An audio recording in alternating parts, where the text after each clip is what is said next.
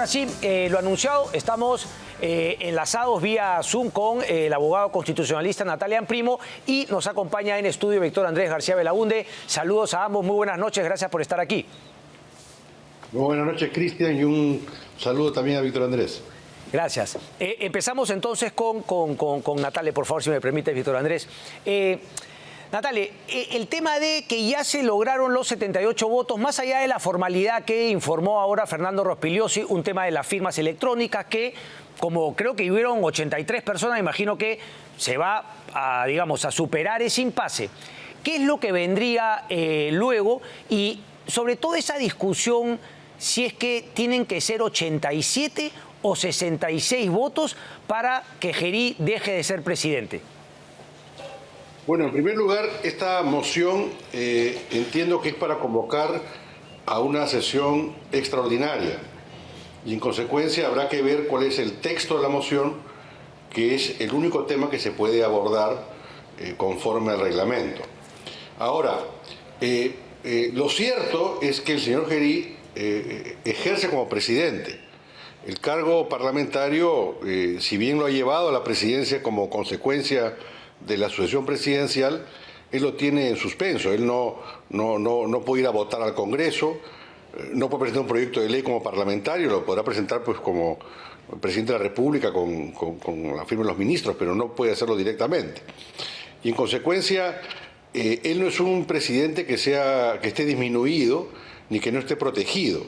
En rigor, tampoco se le podría denunciar si no es por los delitos que contempla el artículo 117, y en consecuencia la forma de apartarlo del cargo es el caso de la vacancia, ¿no?, presidencial. Okay. Ahora bien, es cierto que hay un antecedente que cuando era presidente Sagasti se tramitó una moción de censura contra él y esa moción no alcanzó los votos, pero lo cierto es que, como decía Roberto Ramírez del Villar, un antecedente contrario de derecho no es precedente, sino es corruptela, ¿no? Y además, generar una situación en la cual se retira al presidente por una mayoría es prácticamente ponerlo en una bandeja para que un par de bancadas puedan hacer de lo que quieran, ¿no? Lo que se ha buscado con la exigencia de 2/3 justamente fue que un presidente que no estaba a la altura de las circunstancias, había un mecanismo para sacarlo, pero ese mecanismo tenía que estar reforzado para evitar que simplemente con una mayoría eventual pueda salir, ¿no? Ese es el tema, ¿no? Correcto. Ahora, cualquier cosa que ocurra, lo cierto es que esto es del campo del derecho.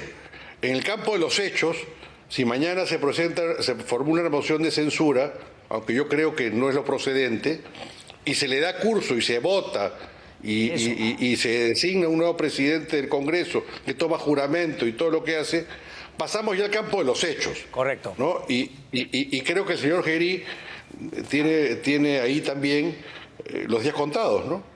Y a eso justamente quería llegar, porque hoy Fernando Rospigliosi dijo eso. Efectivamente, las mociones de censura que se van a tratar en esta, que supone se ha aprobado con las firmas, son censura, repito. Habían 7 de censura y 1 de vacancia, pero la que se ha aprobado es censura. Y Fernando Rospigliosi lo dijo, es decir, él cree, como usted, que debe ser una vacancia, pero que finalmente se votará la censura, y si la censura se aprueba con 66 votos, listo, la mesa directiva cae y se elige a un nuevo presidente de la República. Ese va a ser un poco... Pero también va a depender si la censura, es solo contra el señor Gerí o es contra toda la mesa directiva.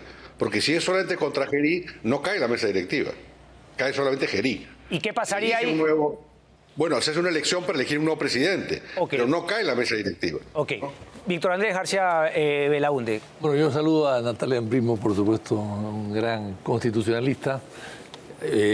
Yo no tengo los conocimientos que tiene él de la Constitución, evidentemente, pero tú crees que debe ser una vacancia, una censura, discrepas. Pero discrepo totalmente, cordialmente, además discrepo con él. Yo tengo, a ver, derecho no es matemática, pues, no es una ciencia exacta. Entonces hay interpretaciones y además estamos hablando de vacancias y de presidentes 6 o 7 en los últimos años, algo inédito en el Perú, por lo menos una sucesión constitucional de esa forma. Porque claro, en los años 30 hubo 6 o 7 presidentes en pocos meses, pero fueron golpes militares, así es, imposiciones. Acá no, acá desde el 150 años no ha habido una vacancia, salvo una oportunidad, y las vacancias han empezado prácticamente con Fujimori y después han continuado hasta el día de hoy pues con la Boluarte, ¿no?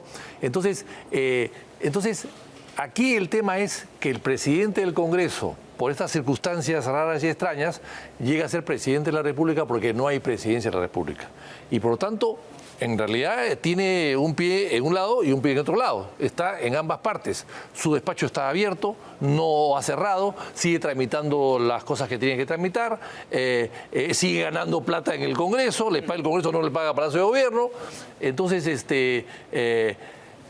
a él se le puede vacar por una censura. Yo no creo que sea conveniente. O sea, a él se le puede sacar censurándolo como presidente del Congreso. A Fujimori se le censuró con 60 y tantos votos. Okay. Eso, después el Tribunal Constitucional, con la iniciativa de Álvaro Landini, cambió a 87. O sea, en teoría se puede hacer. Y no es que yo quiera que se haga, ni sea conveniente para el país, pero sí yo creo que sí se puede.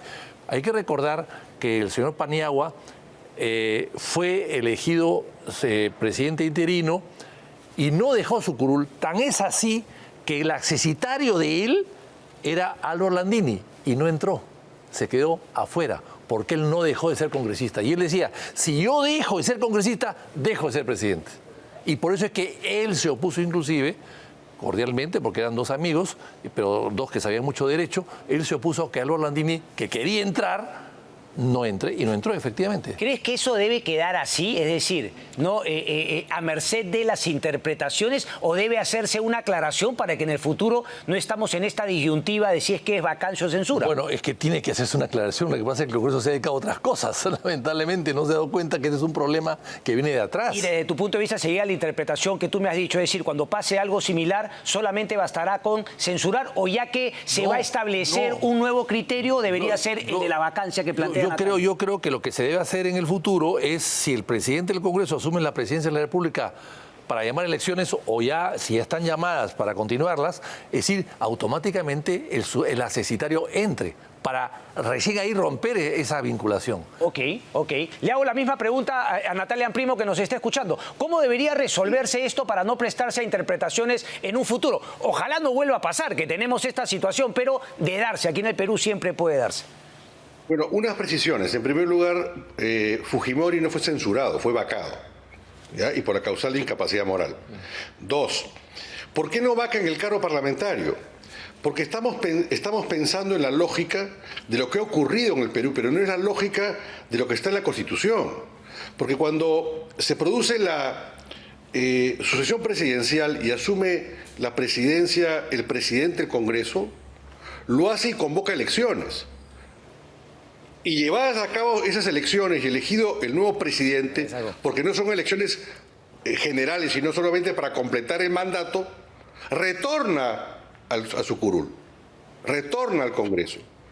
Lo que pasa es que en los casos de Fujimori, de Vizcarra, de la señora Boluarte y también en el caso de Gerí, se ha producido o se va a producir el cambio, o se ha producido la sucesión presidencial estando ya convocadas las elecciones. Entonces, esa posibilidad de retorno no se da por la cercanía. Pero si la sucesión se hubiese producido, por ejemplo, al año de haberse elegido los parlamentarios, ese señor regresaría a su curul, y por eso no vaca en el cargo.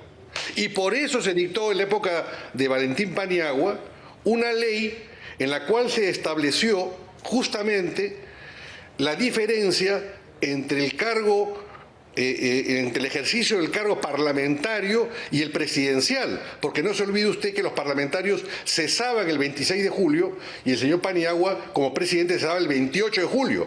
Y en consecuencia, si no habría 2 días en los cuales no habría presidente, pues. Correcto. ¿Entiende? Pero, Natalia Primo, yo justamente ese punto que usted puso ayer en su columna, ¿no? Pero, y la leí con mucha atención, pero eso tampoco está del todo claro, porque justamente a inicio del gobierno de Castillo algunos planteaban que si también sacaban a Dina Boluarte, que estaba en esa situación de no haber convocado todavía elecciones, pues había nuevamente este bururú, que algunos decían, no, elecciones generales, y habían otras voces que decían, no, solamente elección de plancha presidencial. Es decir, tampoco sería un tema tan claro. Bueno, es que lamentablemente en el Perú, nuestra ausencia de institucionalidad nos ha llevado a que las cosas evidentes tengan que tener que ponerse en blanco y negro. Una vez vino un profesor de Derecho Constitucional español y me dijo, ¿por qué en la Constitución peruana dice que la Constitución prima sobre la ley y la ley sobre el reglamento? Eso es algo evidente. Le dije, porque en la época de los militares, en el gobierno militar del 68, la Corte Suprema estableció que no había norma que dijese eso. Y en consecuencia, la última norma primaba sobre la anterior.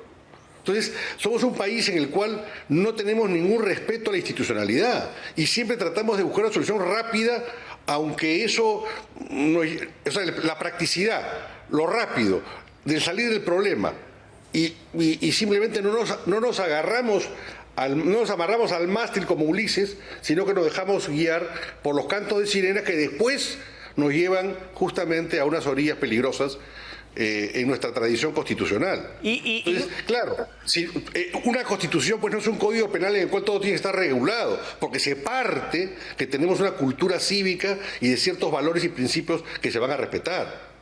Pero eso no ocurre en el Perú, penosamente, ¿no? Correcto. Víctor Andrés. No, yo lo que he tratado de decir es que Fujimori fue vacado, pero con votos de censura. O sea, era... que no estaba regulado eso, pues. Claro, eso no estaba regulado, Víctor Andrés. O sea, te refieres al número de votos, 66. Exactamente. Okay. Eso viene después. Pero a eso yo me... Pero viene después. Sí. Eso viene después, perdón. Y hago una aclaración a Víctor Andrés. Cuando se convocó a hacer una reforma integral de la Constitución que presidía Henry Piz, todas las bancadas acordamos que en caso de vacancia fuera en 2/3. Pero como esa vacancia se frustró por los temas internos del Congreso, ¿no? Y se dejó de lado, después con motivo de una acción de inconstitucionalidad sobre otro tema, el Tribunal Constitucional, con la presidencia de Javier Álvaro Landini, que fue un excelente presidente del tribunal, hizo una invocación, una exhortación al Congreso para que retome el tema de regular la vacancia. Yo presidía la Comisión de Constitución en ese momento y yo redacté el artículo que hoy día rige y que está en el reglamento. O sea, ese artículo se introdujo por una recomendación del tribunal, pero la verdad es que eso de los 2/3 estaba ya aprobado en la reforma constitucional y los 2/3 además son los que establece la Constitución americana para sacar al presidente. O sea, nuestra figura de la vacancia viene en cierta forma del impeachment americano. Correcto. Sí, claro, pero no estaba, pues. O sea, gracias a Álvaro Landini, la visión que tuvo él, además era un político. Sacó solamente con 6. Era un político, claro. Lo cambió, ¿no? Ahora bien, lo que hay que recordar acá es que estamos haciendo camino al andar. En realidad, pues hay muchas cosas nuevas que aparecen, ¿no? Sí, pero no solamente camino, porque también hay un doble rasero, ¿no? O sea, cuando se trata, por ejemplo, claro, cuando lo quisieron sacar a Sagasti era un poco, y ahora todo cambia un poquito respecto del balance de poder, y las interpretaciones no son principistas, sino normalmente se acomodan a la guerra de represalias de la coyuntura. Bueno, lo que hay que decir es que el presidente de la República es un presidente encargado, que el presidente del Congreso, Rospigliosi, es un presidente encargado también. O sea, esa es la mejor prueba de que sencillamente acá hay una situación muy especial, provisional y por muy poco tiempo, donde el presidente del Congreso está en ambos lados. Acapara dos poderes, pues lamentablemente. Correcto. ¿No? Y aquí hago como una especie de flashback y les pregunto a ambos, ¿no? De estar en el Congreso de la República, porque ambos han estado, ¿cómo votarían? Independientemente de censura o vacancia, eso finalmente es un tema de sumar votos. Pero ¿cuál sería el voto suyo, Natalia Imprimo, y el tuyo luego, Víctor Andrés? Natalia Imprimo, respecto de votar o no a favor de que Gerí deje de ser presidente ante lo que se ha conocido últimamente. Cito un poco ayer cité tu artículo en la parte final respecto de que no era un tema de oportunidad, sino era un tema de la dignidad que debe acompañar al cargo de presidente. ¿Crees que esa dignidad se ha perdido, la ha perdido José Gerí? Mire, fíjese, Cristian, un presidente puede cometer errores. Es un ser humano y todos cometen errores. Pero el tema está que frente al error no puede mentir, no puede darse explicaciones, diríamos, carentes de toda sinceridad que nos ha dado, ¿no? Entonces, si yo estuviese en el Congreso, yo evidentemente votaría a favor de la vacancia del señor Gerí. Víctor Andrés. A ver, yo creo que, no sé si tuvo dignidad antes, en todo caso. Okay. Fue escogido muy mal, sabiendo lo que había, sabiendo las acusaciones que tenía, sabiendo que inclusive había perdido su BBD. O sea, la gente lo escogió a ese señor sabiendo quién era. Esos que han votado por él, para que esté presidente del Congreso y presidente de la República, son responsables de lo que está pasando aquí. Sin embargo, a pesar de todo eso, que yo creo que es impresentable y no debería tener el honor de ninguna manera ni el privilegio de entregarle la banda presidencial a su sucesor, yo creo que debería ser vacado al día siguiente que se conozcan los resultados oficiales de las elecciones próximas. Explícame eso, porque esa es una figura nueva, porque a muchos les he escuchado decir, no, esperar al 28 de julio para que le entregue. ¿Por qué después de la... al día perdón, ¿primera o segunda vuelta? No, la elección. O sea, la elección es la segunda vuelta. Bueno, si es en primera vuelta, en primera. Si es segunda, la segunda vuelta. La elección, al día siguiente que se proclama ganador a fulano de tal, se reúne el Congreso, presenta la moción de censura o de vacancia y se va a su casa. Esa es lo que creo que debe ser la solución. Tú no puedes cambiar de jinete al caballo en plena carrera. ¿Por qué me imagino? Dices por un tema de salvaguardar las elecciones. Sí, porque tú no sabes lo que puede... Es decir, a mí me enseñó el presidente Belaúnde que cuando uno llega al Palacio de Gobierno y cruza el umbral de la puerta principal, la gente se marea en Palacio. Okay. O sea, así que no queremos nadie más que se maree. Y cuando pase eso, ¿te gusta Está mareado el que está ahorita. Está mareado. El que está. Bueno. Por eso es que le quiero que no se maree. Pero está acosado. Tengo experiencia. Está acosado. Está en una esquina. Natalia Primo y Víctor Andrés García Belaúnde, muchísimas gracias. Nos vemos pronto. Un gusto. Muchas gracias. Gracias, Víctor Andrés. Un placer, maestro.